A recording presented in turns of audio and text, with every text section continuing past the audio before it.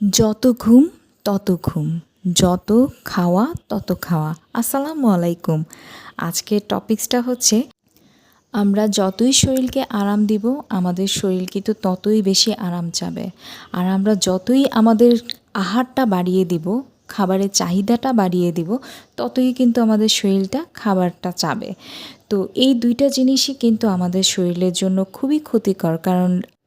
কারণ আমরা কিন্তু এখন আর কায়িক পরিশ্রম করি না, এখন আমরা যন্ত্রমুখী হয়ে গেছি। সব কিছুই আমাদের যন্ত্রের উপরে ডিপেন্ড করে আমাদের জীবন চলাচলে কিন্তু অনেক সহজ চলে এসেছে। কিন্তু আমরা কিন্তু কায়িক পরিশ্রম করলে আমাদের অনেক বেশি শরীর এনার্জেটিক হয় এবং আমরা কাজের অনেক স্পৃহা পাই। যেমন আমরা একটা কাজ করতে যেয়ে বলি যে না আজকে করব না, কালকে করব, কিন্তু এই কালকে বলাটাই কিন্তু আমাদের জীবনে কালে খেয়ে নিচ্ছে। কালে খেয়ে নিচ্ছে মানে হচ্ছে আর হচ্ছে না। আর যেই কাজটাই তুমি করো না কেন সেই কাজটাকে অবশ্যই দ্রুত করতে হবে। কোনো স্লোনেস বা আমাদের সময় নিয়ে কাজটা করব সেই কাজটা করা যাবে না। আমাদের কাজটার জন্য একাগ্রতা নিয়ে এবং অধ্যবসায় হয়ে এই কাজটাকে এগিয়ে নিতে হবে। কখনো মানে ধীর গতিতে করা যাবে না, কাজটাকে দ্রুত গতিতে করতে হবে। তো যেটাই হচ্ছে আমাদের কায়িক পরিশ্রম করতে হবে, কারণ আমরা এখন যেভাবে যন্ত্রমুখী হয়ে গিয়েছি, কারণ আমাদের কিন্তু প্রত্যেকটা কাজের মধ্যেই কিন্তু এখন যন্ত্রের একটা ডিজিটালাইজডের যে ব্যাপারটা চলে এসেছে। যেমন আমরা আগে হেঁটে হেঁটে এক জায়গা থেকে আরেক জায়গায় যেতাম, কিন্তু এখন কিন্তু সেটা হচ্ছে না। এখন আমরা যতটুকু সম্ভব আমরা হচ্ছে রিক্সা, সিএনজি, কার, বাস, যেটাই হচ্ছে যেভাবেই যেছে। কিন্তু আমাদের দাদারা বাবা, চাচা, দাদারা যারা ছিলেন তারা কিন্তু কায়িক পরিশ্রম করে হেঁটে এক জায়গা থেকে আরেক জায়গায় যেত। এই যে আমাদের কায়িক পরিশ্রমটা, এটা আমাদের লাইফ থেকে কিন্তু অনেক দূরে চলে গেছে।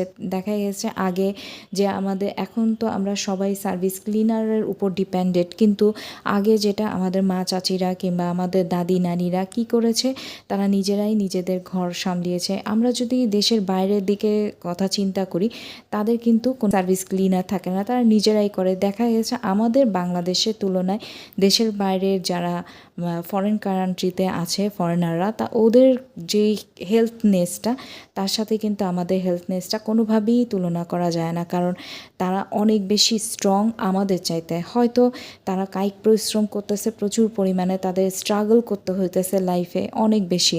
তো সেভাবেই আমাদের কি এগিয়ে যেতে হবে, কায়িক পরিশ্রমের দিকে নিয়ে যেতে হবে, অগ্রসর হতে হবে।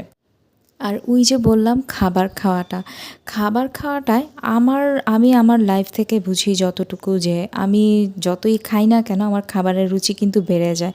আর খাবারের রুচিটা যখন বেড়ে যায় তখন কিন্তু আমার শরীরের মধ্যে একটা লেজিনেস কাজ করে।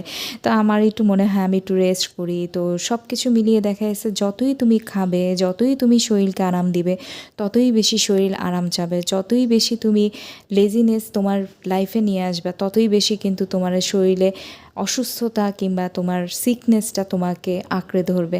তো আমাদের সবসময় মনে রাখতে হবে যে না, শরীরকে চাঙ্গা রাখার জন্য অবশ্যই কাজ করতে হবে, অবশ্যই কাজ করতে হবে। আর খাবারটাও পরিমিত খেতে হবে, কারণ খাবারটা পরিমিত খেলে তোমার হেলথের জন্য ভালো থাকবে, তোমার মাইন্ড ফ্রেশ থাকবে। সব কিছুই মিলিয়ে আলহামদুলিল্লাহ আমরা সবাই ভালো থাকতে পারবো যদি আমাদের শরীরে কিংবা আমাদের লাইফে একটা রেগুলারিটি মেনটেন করি, কিংবা আমাদের নিয়মাবর্তিতা মেনটেন করি, এবং আমাদের লেজিনেস এবং সব কিছু আমাদের একটা নিয়মের মধ্যে যদি ছকের মধ্যে রাখা যায়, তাহলে আলহামদুলিল্লাহ আমরা সবাই ভালো থাকবো।